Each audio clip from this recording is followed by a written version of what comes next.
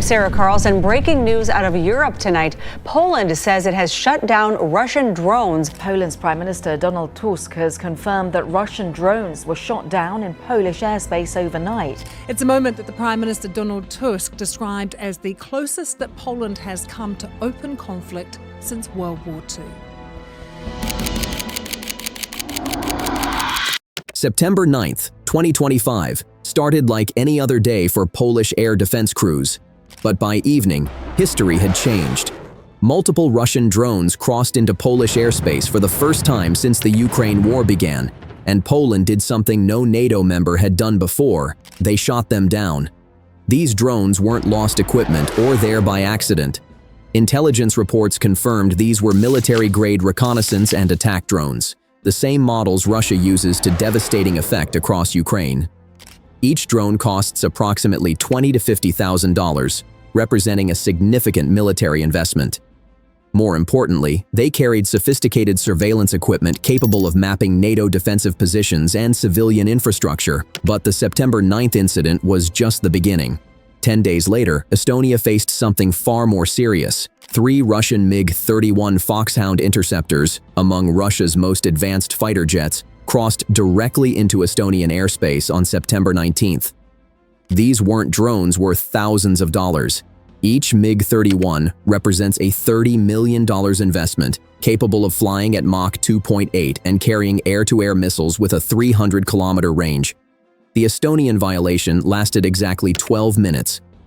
Estonian radar tracked the jets from the moment they crossed the border until NATO Quick Reaction Alert aircraft scrambled to intercept them. The Russian pilots didn't engage, didn't respond to radio warnings, and fled immediately when NATO F-16S appeared on their radar screens. But the damage was done. Estonia immediately invoked Article 4 of the NATO Charter, the consultation clause that compels all 31 member nations to discuss threats to alliance security. The North Atlantic Council met this morning and discussed the situation in light of Poland's request for consultations under Article 4 of the Washington Treaty. Within hours, emergency meetings were underway in Brussels. The pattern was becoming clear. Russia was systematically testing NATO's resolve across multiple borders simultaneously. Intelligence analysis revealed the sophistication of these violations. The Russian drones carried electronic warfare equipment designed to jam NATO communications. The MiG-31s flew specific routes that tested response times and mapped radar coverage gaps. According to Marek Kov, a researcher at the Tallinn-based International Center for Defense Studies, these weren't accidental incursions or navigational errors.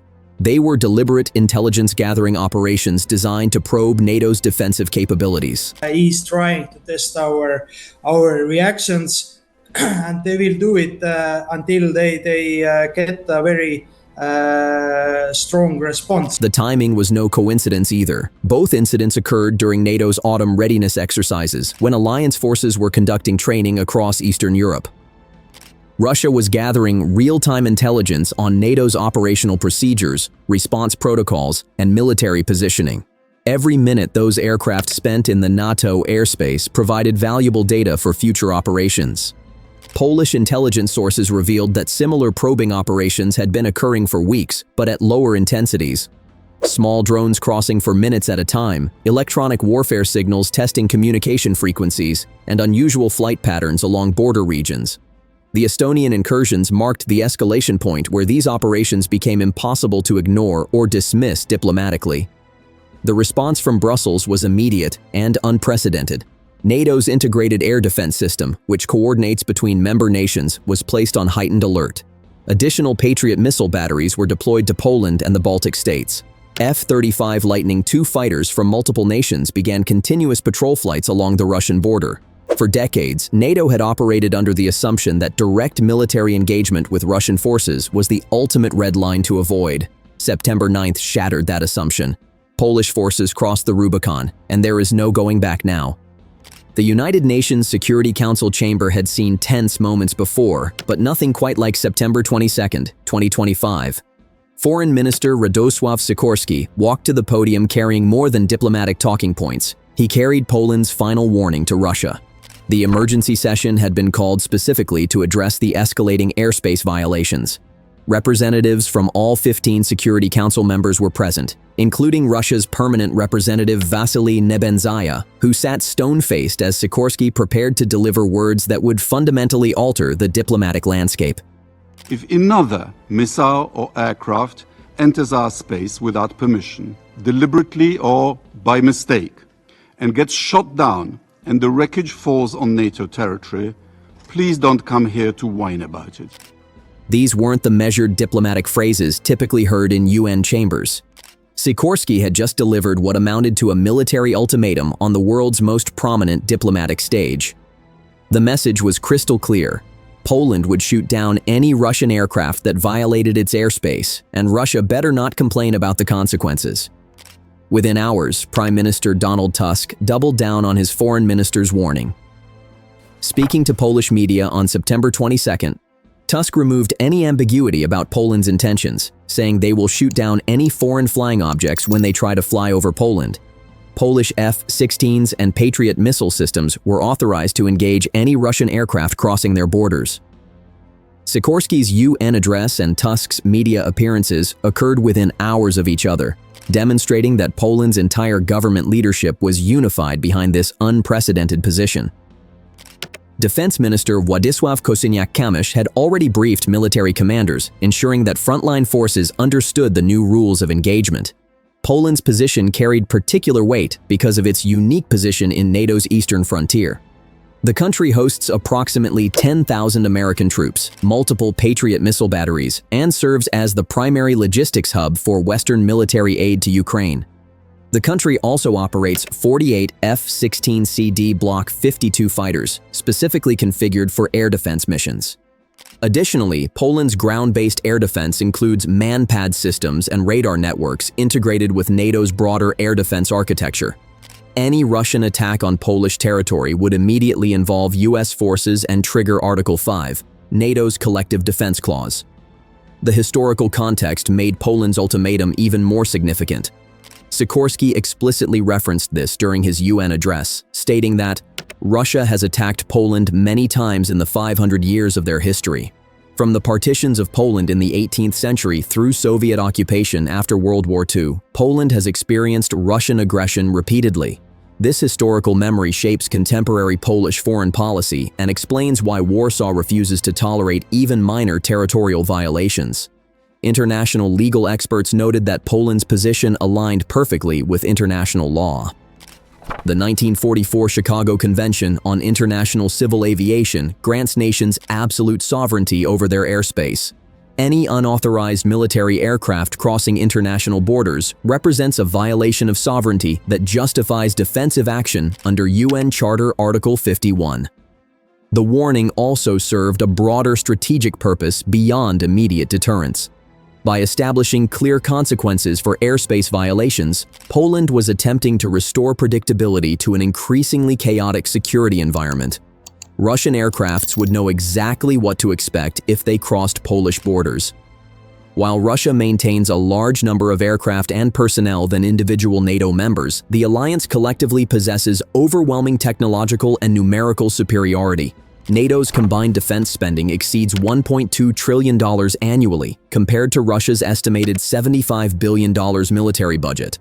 Both Russia and multiple NATO members possess nuclear weapons, creating mutual assured destruction scenarios that make large-scale conventional warfare extremely unlikely.